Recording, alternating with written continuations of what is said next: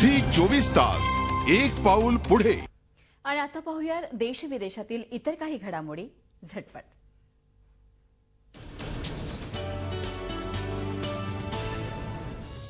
परदेशातून आणलेल्या काळ्या पैशांचा गरिबांना फायदाच होईल। बाबा रामदेव यांचे आंदोलन योग्य आहे अशा शब्दात केंद्रीय कृषी मंत्री शरद पवार यांनी बाबा रामदेव यांना पाठिंबा दिलाय। बाबा रामदेव यांनी मंगळवारी पवार यांची भेट घेतली।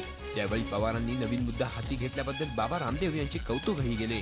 पवारांच्या या विधानामुळे काँग्रेसची कोंडी झाली आहे।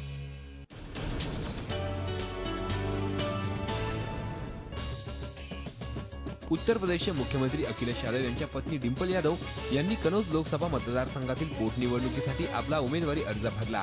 येत्या 24 तारखेला उत्तर प्रदेशात पोटनिवडणुकीसाठी मतदान होणार आहे। या निवडणुकीत डिंपल यादव यांच्या विरोधात काँग्रेस आपला उमेदवार देणार नाही।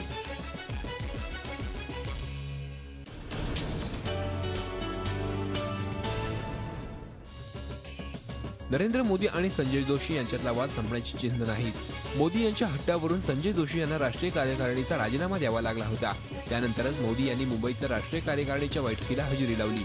मात्र आता संजय जोशींच्या समर्थनार्थ दिल्लीपासून गुजरातपर्यंत पोस्टर लावण्यात आल्यानं भाजपात खळबळ माजली आहे।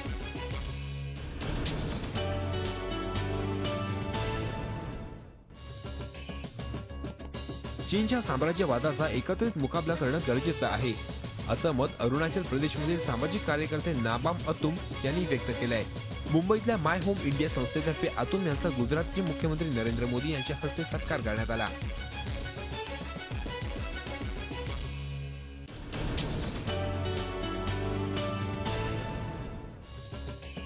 आंध्र प्रदेशात खासदार जगनमोहन रेड्डी यांच्या बेहिशोबी मालमत्ता प्रकरणात सीबीआयनं आणखी एका मंत्र्याला समन्स बजावलं।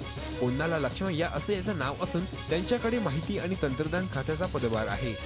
जगनमोहन यांच्याशी संबंधित प्रकरणात सीबीआयकडून चौकशी होणारे ते 5वे मंत्री आहेत।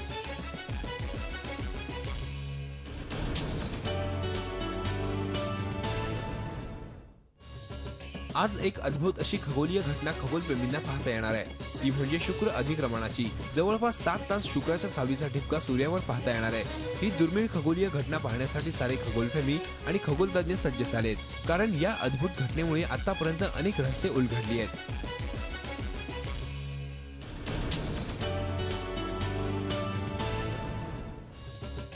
गेल्या अनेक दिवसांपासून प्रतीक्षा करायला लावणारा मान्सून अखेर केरळात दाखल झालाय। केरळच्या दक्षिण किनारपट्टी भागात पावसानं जोरदार हजेरी लावली। हवामान खात्यानेही झालेला पाऊस मान्सूनचाच असल्याचं म्हटलंय। पुढच्या 2 ते 3 दिवसात मान्सून मुंबईत दाखल होईल।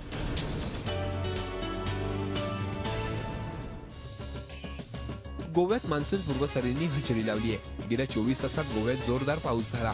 अरबी समुद्रात निर्माण झालेल्या अँटी सायक्लोन स्थितीमुळे मान्सूनचं आगमन काहीसं मंदावलं होतं। आता त्याचा प्रभाव कमी होऊ लागल्यानं संपूर्ण पश्चिम किनारपट्टीवर पावसासाठी अनुकूल वातावरण तयार झालंय।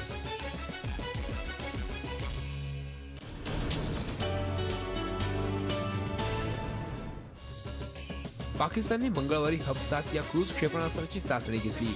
भारताने घेतलेल्या अग्नि-5 या आंतरखंडीय क्षेपणास्त्राच्या यशस्वी चाचणीनंतर पाकिस्तानकडून लगेचच ही चाचणी घेण्यात आली। हब-7 हे क्षेपणास्त्र बाबर या नावानेही ओळखलं जातं। त्याचा पल्ला 700 किलोमीटर इतका असून ते कमी उंचीवरून अचूक मारा करतं।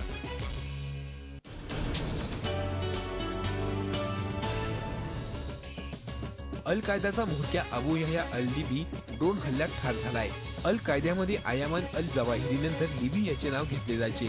ओसामा बिन लादेनच्या मृत्यूनंतर अल कायदाला हा दुसरा सर्वात मोठा धक्का आहे।